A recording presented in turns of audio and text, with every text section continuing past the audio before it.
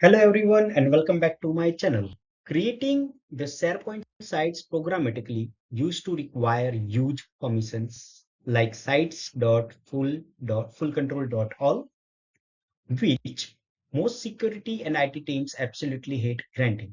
But recently, Microsoft introduced a new graph endpoint that is still in beta, but we are going to check that today. In this video, I am going to show you how to implement this new endpoint securely inside an SPFx web part as a demo, and we will build it a site. We will build a site live together. So let's get started. Before the new API, developers were stuck using the SharePoint REST API, like SharePoint REST APIs, CSUM, or the PowerShell scripting. The major blocker was always permissions. Most of this approach requires sites.fullcontrol.all. I just mentioned that here,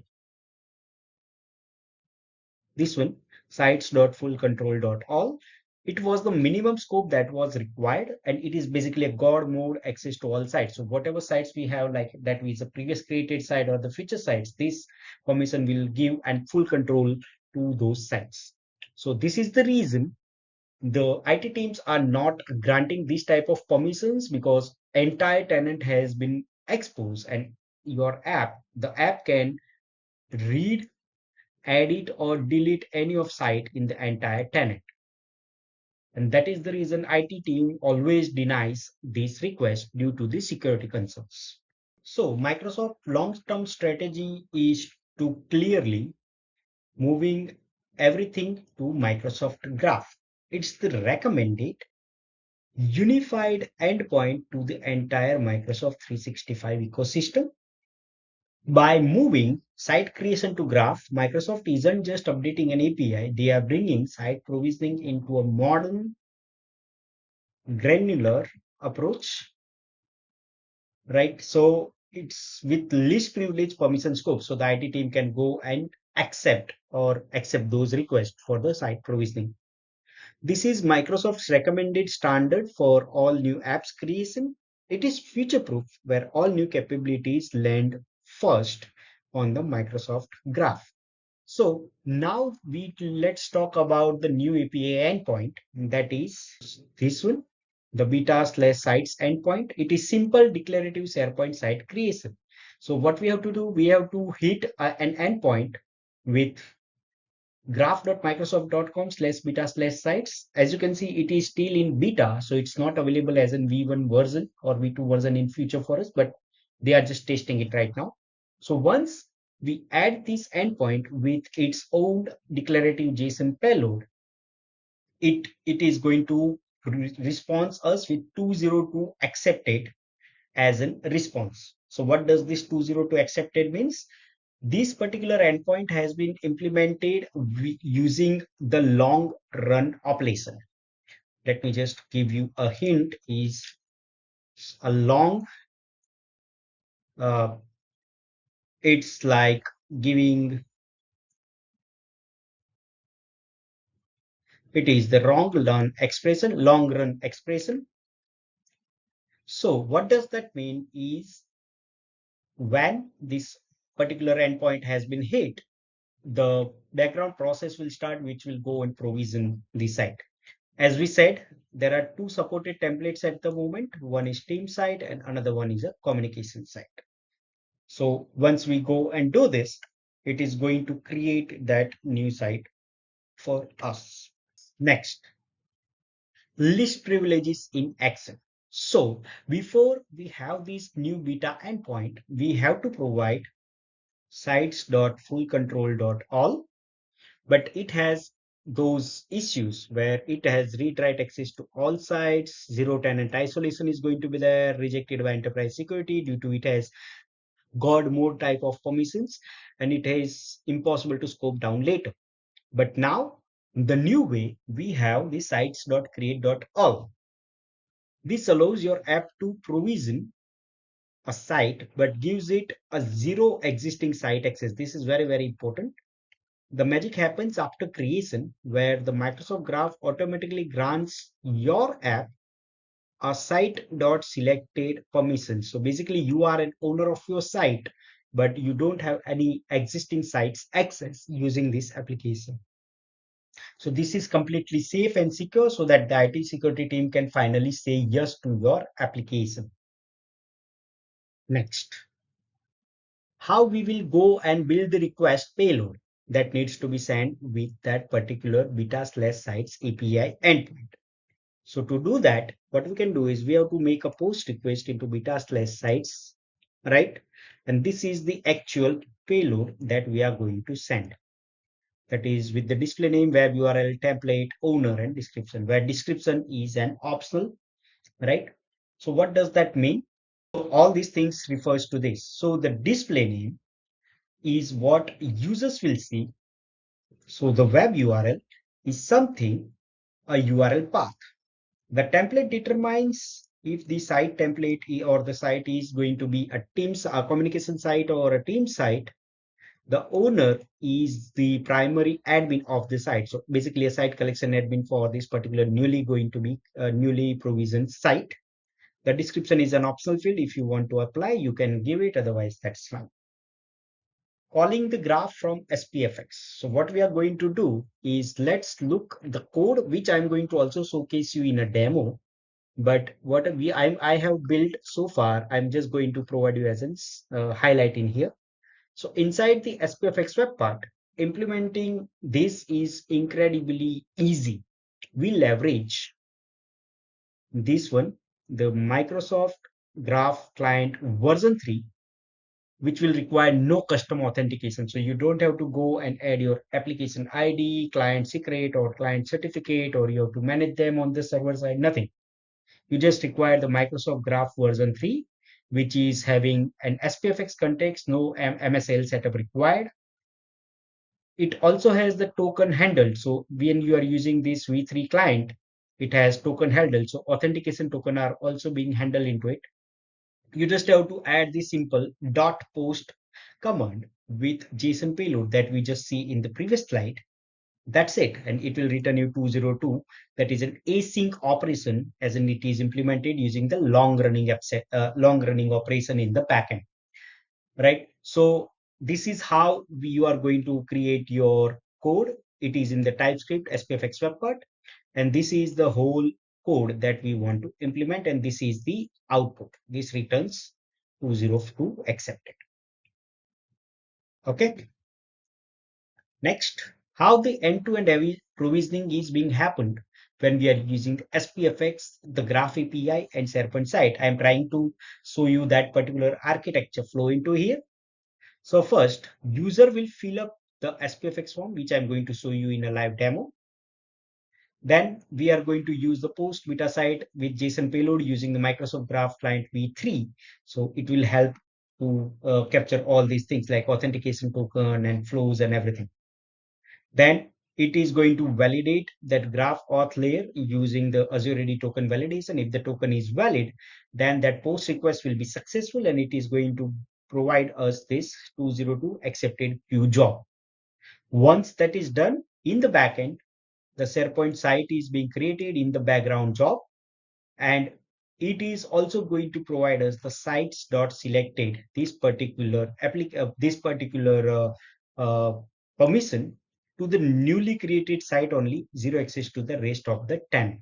So this is very, very important. A tenant which has already existing sites are not accessible and remain untouched in this case. Now, building this self-service web part, this is what I am going to call it. We are going to have a new SharePoint site name, site URL, then owner's email and template selection. These type of values we are going to have from the user. When they create site, we are going to click on the create site. In the background, we are going to make that post request, and then we will see that in output as a new site being provisioned. Right? We are using Fluent UI to give us the native Microsoft 365 look and feel. We validate the URL format and required fields before the API call ever fires. So I'm going to show you a tip how I achieve this very quickly. So let's jump into the live demo. I'm going to use our SPFx web part to create a site called SPFx demo site. Assign myself as the owner and pick a communication site template. Then I will click create. The request is sent, graph return 202 accepted, maintaining it in the queue, and then we will have everything working. So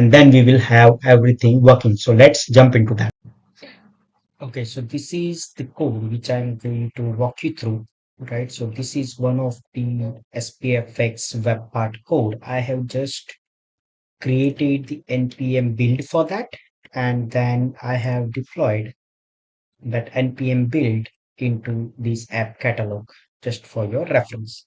And then I have created one page called as provisioning site.aspx and added that web part into this particular page. So as you can see, as we talk into the slides, I have the site name that is a required field, site URL that is also a required field, owner email, and the site template selection. These four are the required fields in this form. And then I have a locality, which local language I want to support for my site that I can select, as well as if I want to provide a description, which is an optional field as well that I can provide. This particular site URL field, like whatever the front end values, like the prepend value of my site URL is something I have also configured from the property panel itself. So if I go and open a property panel for this particular web part, I am adding the tenant SharePoint URL in here, which is being copied into this particular section. Okay, so now let's give it a taste. Let me just go to republish this page. I'm going to create one site called as marketing hub, and I'm going to give it a site URL like this. Let us just go and copy paste this URL into the new window to see if this particular site is already available or not. So 404 file not found. So that means this URL of this site is not available at the moment. The owner email, I'm going to add my email. So let me just go and add Microsoft.com. I'm also going to add description. This is a test site for the demo. I want to make it as a team site. So no group is going to be associated, and the local is also going to be English. This is another option, enable sharing by email. Shared by email enabled. If I want to make it true, then that value is also available. So that particular site or the new site collection which is being created can also be shared with other users by email. But for now, I'm not going to enable that. And this particular section I have added to check if you want to work with PNP.js or if you want to work with a Microsoft Graph Client v3. So for this demo, I am just using this MS Graph Client v3. I'm just going to have this checked. And when I go and click, let me just go and inspect the element so you also know what we get as an output. So if I go and click on create site now,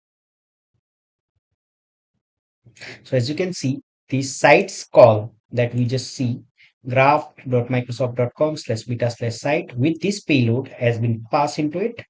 And we get as a response is, let me just check that is 202 accepted.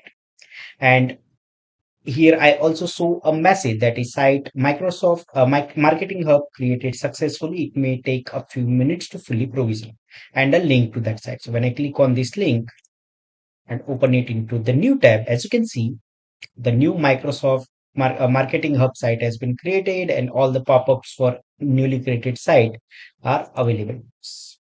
Let's try one more. Let me say it as Seeker the way. Let's just go and make sure this particular site is also not available. So yeah, it's not.